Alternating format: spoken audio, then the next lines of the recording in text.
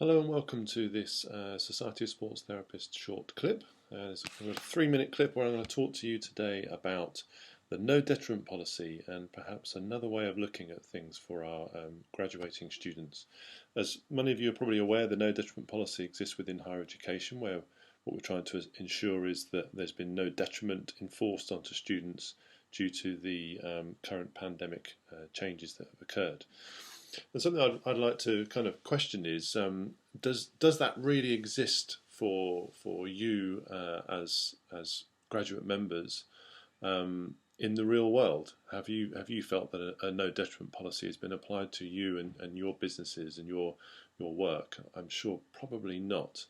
But within HE, it has been applied to try and ensure that students aren't disadvantaged, which obviously within an education sector is a very important factor. But what I'd like to propose instead, well, in addition to, I suppose, is the question of should we be seeing how we can encourage our graduates or indeed our students whilst they're at university to be opportunity driven. And what I mean by that is every problem that comes along is really, we can either view it as a problem and it can bring us down, and of course all of us, myself included, have been there where the pandemic hits and you start to think, how are we going to deal with this? How am I going to keep my business going? How am I going to be able to teach students in a world where I can't see them, I can't be in contact with them? And hopefully many of you found the same thing, that you very quickly transitioned into, okay, this is the reality, this is what's happened. What can I do that's going to be different, and how can I do it differently for it to work for me?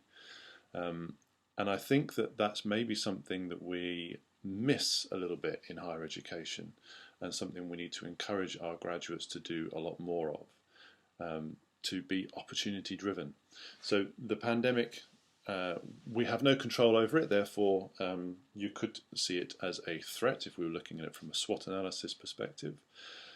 But we can turn our threats quite often into opportunities, and that's what I would like to really encourage you all to do, both as students, our student members, and as our graduate members for the future.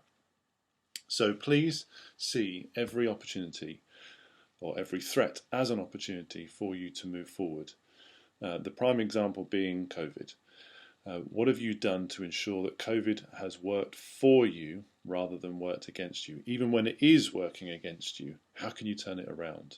And that's what I'd really like to encourage all of our members to do as we move into the new year. And much as we like to think that there's going to be this golden sunshine on the 1st of January, we of course do have a lot to do, a lot to change, and a lot to take opportunities from. So I wish you all a very happy, prosperous Christmas and a wonderful New Year, and let's hope that ray of sunshine is there, but also be ready to take on all of those opportunities.